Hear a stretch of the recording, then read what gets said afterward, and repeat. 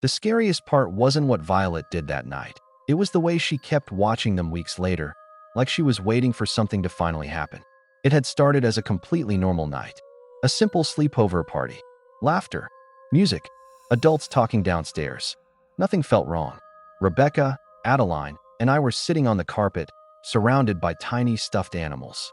We were brushing them, pretending they were alive, washing them carefully like they could feel everything. Violet was there too. A neighbor. Around 50. Quiet. Smiling. Too normal. She watched us sometimes. Not in a creepy way, just watching. At least, that's what it felt like back then. Later that night, my mom came to pick me up. I remember feeling disappointed. Everyone else was staying. The house was warm, safe, full of light. Nothing felt wrong. But as I was leaving, I turned around once, and I saw Violet standing in the hallway. Just standing there, watching me, not smiling anymore. That was the last normal moment. I went home, fell asleep happy. No fear, no thoughts, just silence. Until morning. My phone was vibrating nonstop. Missed calls, messages, notifications flooding the screen. Rebecca, Adeline, over and over again. Something was wrong. I called immediately. Adeline picked up, but she didn't say hello. She was breathing heavily. Rebecca was crying in the background. Not normal crying, not emotional, terrified. "Where are you?" I asked. "In the car," Adeline whispered. Her voice was shaking. "My mom's driving." "What happened?" There was a long pause. Too long. Then Rebecca suddenly spoke. She changed. "What do you mean?" Adeline took a breath. And what she said next was the moment everything stopped making sense. "The second you left." She started screaming. Not yelling. Not arguing. Screaming. Loud. Aggressive. Uncontrolled. Cursing. Shouting. At no one. At everyone. "She was fine before. Completely normal," Adeline said. "Then you left, and it was like something else took over." Adeline and Rebecca had tried to ignore it. They went to the pantry to get snacks, just trying to get away from the noise. From Violet. But then, the pantry door slowly creaked shut behind them, and Violet was standing there. Inside. With them. She didn't walk in, Rebecca whispered through tears. She was already there. Adeline's voice dropped. She locked the door. Darkness pressed in around them. The air felt thick. Wrong. Then Violet stepped closer. Too close. She grabbed my head, Adeline whispered. And then, she started rubbing my forehead. And the worst part? She wasn't talking to them like they were kids. She was talking like she knew something about them that didn't exist. Sometimes the scariest thing isn't being trapped in a room. It's realizing the person inside with you isn't acting human anymore. The pantry felt too small, too quiet, too wrong. Adeline and Rebecca stood frozen as Violet's fingers pressed against Adeline's forehead. Slow, gentle, almost caring, but something about it made their stomachs twist. "It's okay," Violet whispered softly. Her voice wasn't loud anymore. It wasn't angry. It was calm, too calm. "It's okay to be lesbian." The words didn't make sense. Not here. Not now. Adeline tried to pull back, but Violet's grip tightened slightly. Not enough to hurt, just enough to stop her. "I had a girlfriend in college," Violet continued. Her fingers slowly moved across Adeline's forehead then. She reached toward Rebecca. Rebecca froze. Her breathing became shallow. "I helped her fall asleep like this." Violet's hands moved between them, back and forth, forehead to forehead, like she was soothing them or controlling them. Adeline said later. In that moment, she couldn't think properly. It felt like her mind was slowing down, like something heavy was pressing against her thoughts. "She smelled weird," Rebecca whispered on the call, like something old. Then suddenly, Violet stopped. Her hands dropped. Her face went blank. And without saying another word, she turned, unlocked the pantry door, and walked out. Just like that. Adeline and Rebecca didn't move. Not for a long time. Then finally, they stepped out slowly. The party was still going on. Music, laughter, talking, everything normal, like nothing had happened. But Violet was already across the room, talking, smiling, like she hadn't just been inside that pantry. And then, she said something that made everything worse. "She told them," Adeline whispered. "Told who?" "The adults. She said she saw us, kissing." Rebecca started crying harder in the car. "It wasn't true, it wasn't true." Adeline's stepmom overheard, walked over, asked calmly, "Is that true?" Adeline shook her head immediately. "Of course not." Her stepmom stared for a moment, then just walked away. But Violet didn't stop. Later, she cornered Adeline again, alone, leaning close, too close, and whispered into her ear, "It's okay to have feelings you don't tell your stepmom about.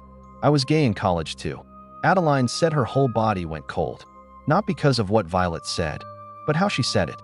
Like it wasn't about sexuality at all. Like it was about something else. Something hidden. Something darker. That's when Adeline knew. This wasn't normal.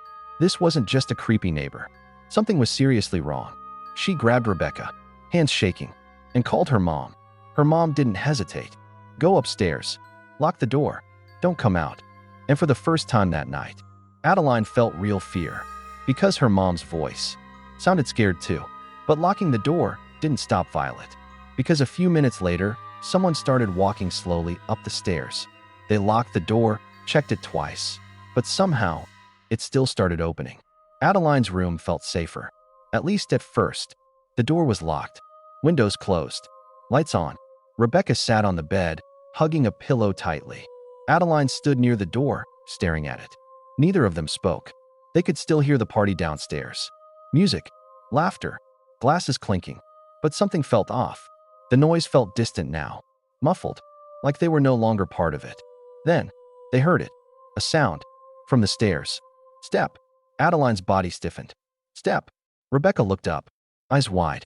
"Is someone coming up?" she whispered. Adeline didn't answer. Step, step, step. Slow, deliberate, heavy. The footsteps reached the hallway, right outside the room, then stopped. Silence. A full minute passed. Maybe more. Neither of them moved. Neither of them breathed properly. Then, the doorknob moved. Just slightly. A small, slow turn. Rebecca gasped quietly. Adeline rushed forward and held the handle tightly. "It's locked," she whispered to herself. The handle stopped moving. For a second, it felt like it was over. Then, it turned again. Harder this time. Like someone was testing it. Pulling. Pushing. "Who's there?" Adeline called out, her voice shaking. No answer. Just silence. Then suddenly, a soft voice from the other side. Adeline, both girls froze. It was Violet, but her voice was different. Softer. Lower. Almost empty. "Open the door." Adeline shook her head immediately. No, a pause. Then Violet spoke again. "You didn't finish." Rebecca started crying quietly. "What does she mean?" Adeline's grip on the handle tightened. "I was helping you," Violet whispered. "You were almost asleep." Adeline's heart dropped. Something wasn't right. Because she wasn't sleepy anymore. But a few minutes ago, inside the pantry, she almost was. Then, the door moved. Not the handle. The door itself. It shifted slightly, as if the lock wasn't holding properly anymore. Adeline's eyes widened in horror. "That's not possible," she whispered. Because she knew one thing for sure. She had locked it. And then, very slowly, the door began to open from the inside. The door didn't open because someone came in, it opened because someone was already inside the room with them. The door creaked. Just a little. Barely an inch. Adeline was still holding the handle tightly. Her hand hadn't moved. The lock hadn't clicked. So how was the door opening? Rebecca let out a quiet sob. "Adeline," but Adeline couldn't respond. Her eyes were locked on the door. Because something felt wrong. Not outside. Inside. The air in the room suddenly felt colder. Thicker. Like something unseen had stepped closer. Then, a whisper. Not from the door. From behind them. "It's okay." Both girls froze instantly. That voice was Violet's. But Violet was outside the door. Wasn't she?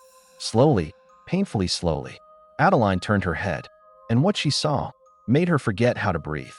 Violet was standing near the closet, perfectly still, smiling, but not the same smile from earlier. This one was wrong. Too wide, too still, like it didn't belong on a human face. Rebecca screamed. Adeline stumbled backward, letting go of the door.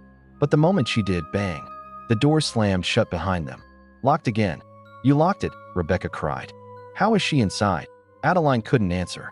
Because Violet was moving now. Slow steps, dragging slightly, like her body didn't move naturally anymore. "I told you," Violet whispered softly. "I help people sleep." Her head tilted slightly.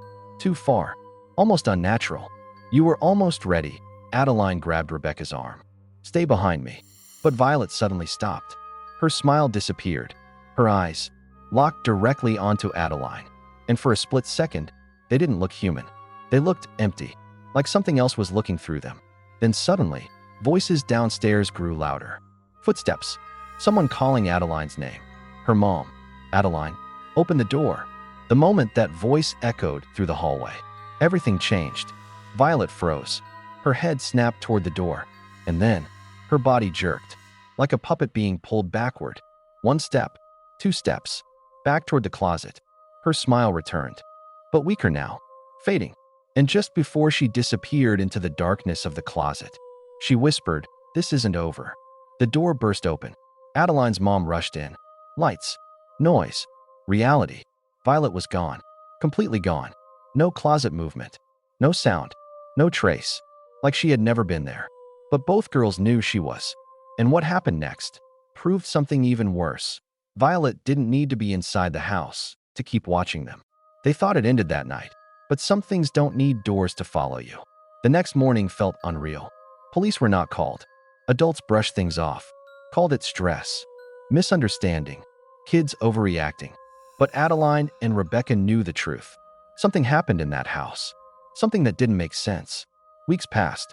The fear faded slightly, until one day at school. Recess. Normal. Loud. Safe. Then Rebecca froze. "Adeline," she whispered. Adeline turned slowly and saw it. A car, parked across the street, engine running, and inside, Violet, just sitting there, watching, not moving, not blinking. Adeline felt her chest tighten. "She's not supposed to be here." The bell rang. Kids started going inside. And the moment they stepped through the doors, the car drove away. Slowly, like it had been waiting. A few weeks later, Adeline and I were playing volleyball outside her house, laughing, trying to feel normal again. Then, the sound of an engine. We both stopped, turned, and there it was again. The same car, same spot, same stillness. And inside, Violet, watching, not smiling, not speaking, just staring. This time, she didn't leave immediately. She stayed longer, much longer, long enough for one terrifying thought to settle in Adeline's mind. "She's waiting for what?" I asked. Adeline didn't answer, because deep down, she already knew. Years passed. We moved away, different places, different lives.